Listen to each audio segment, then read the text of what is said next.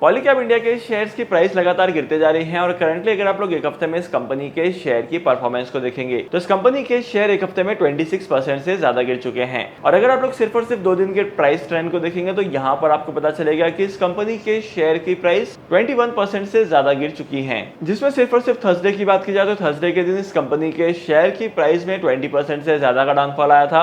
और फ्राइडे यानी कि कल के मार्केट क्लोजिंग पर देखेंगे तो इस कंपनी के शेयर की प्राइस में 1 और 2% का डाउनफॉल देखने को मिला है। अगर आप लोग करंटली मार्केट में देखेंगे तो मार्केट में पॉलीकैब इंडिया के शेयर्स को लेकर बहुत सारी न्यूज आ रही हैं, जहां पर बताया जा रहा है कि इनकम टैक्स डिपार्टमेंट ने इसके बहुत सारे ऑफिसेस पर रेड मारी थी और वहां पर 1000 करोड़ के आसपास की अनअकाउंटेड सेल्स को नोट किया गया है। और सबसे बड़ी बात तो यह है कि इनकम टैक्स डिपार्टमेंट ने इस कंपनी के 25 लॉकर्स को सीज कर दिया है, जो कि अलग अलग बैंक्स में थे, अलग अलग ब्रांचेस में थे। तो चलिए आज के इस वीडियो में सीज के बारे में डिटेल में डिस्कशन करते हैं और वीडियो को शुरू से लेकर एंड तक देखना, क्योंकि वीडियो के एंड में मैं आपको बताने वाला हूं कि पॉलीकैब इंडिया के शेयर को लेकर आपका फ्यूचर का पर्सपेक्टिव क्या होना चाहिए। तो वीडियो को एंड तक जरूर देखना। अगर आप लोग इस कंपनी के शेयर्स की प्राइस को देखेंगे तो इस कंपनी के शेयर की प्राइस ने अपने इन्वेस्टर्स को लॉन्ग टर्म में 500% से ज्यादा के रिटर्न दिए हैं और ये एक मल्टी बैगर कंपनी का शेयर भी था। लेकिन अगर आप लोग शॉर्ट पीरियड ऑफ टाइम में देखेंगे तो शॉर्ट पीरियड ऑफ टाइम में इस कंपनी के शेयर की प्राइस में डाउनफॉल आया है।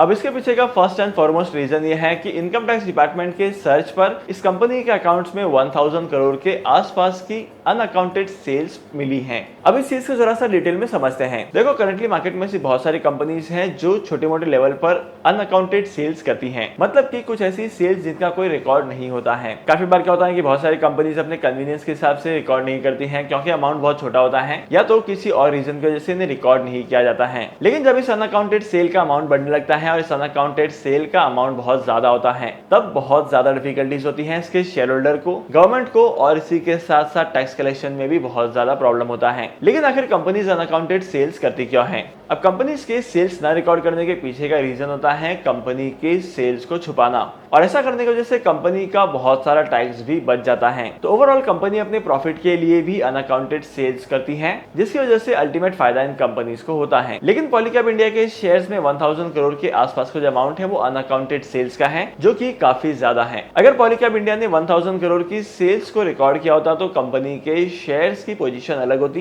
कंपनी के फंडामेंटल्स और भी ज्यादा स्ट्रांग होते, क्योंकि कंपनी के रेवेन्यू में ग्रोथ दिखाई देती, कंपनी के प्रॉफिट में ग्रोथ दिखाई देती और इनकम टैक्स के अमाउंट में भी ग्रोथ दिखाई देती। तो ओवरऑल इस कंपनी के सेल्स के रिकॉर्ड करने की वजह से गवर्नमेंट को भी फायदा होता, इन्वेस्टर्स को भी फायदा होता और खुद कंपनी को भी फायदा होता। लेकिन ऐसा नहीं किया गया और इनकम टैक्स इंडिया की इस रेड में पॉलीकैब इंडिया के बहुत सारे ऑफिसेस पर सर्च की गई थी, जहां पर मुंबई, नासिक, पुणे और ऐसी बहुत सारे लोकेशंस हैं। और यहां पर इन सारे लोकेशंस का मिलाकर 25 से भी ज्यादा लॉकर को सीज किया गया है, जहां पर कंपनी के असेट्स रखे गए हैं और कंपनी के असेट्स को स्टोर किया गया है। अब इनकम टैक्स डिपार्टमेंट की रेड में 1000 करोड़ का डिफॉल्ट आया है, तब यहां पर इस कंपनी पे एलिगेशंस लगाए जाएंगे और हो सकता है कि कंपनी के मैनेजमेंट पर फ्रॉडुलेंट केसेस भी लगाए जाएं। इसी वजह से ओवरऑल कंपनी के शेयर होल्डर्स को बहुत ज्यादा डिफिकल्टीज होगी, क्योंकि ओवरऑल कंपनी के शेयर्स की प्राइस पर इस चीज का नेगेटिव इंपैक्ट पड़ेगा। और अगर आप लोग देखेंगे तो अभी से कंपनी के शेयर्स की प्राइस में डाउनफॉल आना शुरू हो गया है। और अगर आप लोग करंटली देखेंगे तो करंटली इस कंपनी के फंडामेंटल्स भी काफी ज्यादा हद तक चेंज हो चुके हैं, कंपनी के फंडामेंटल्स भी एडवर्स परफॉर्म कर रहे हैं। और अगर आप लोग स्टॉक मार्केट में इस कंपनी के शेयर की परफॉर्मेंस को देखेंगे तो इस कंपनी के शेयर्स में बायर्स का नंबर कम होते जा रहा है और सेलर्स का नंबर बढ़ते जा रहा है।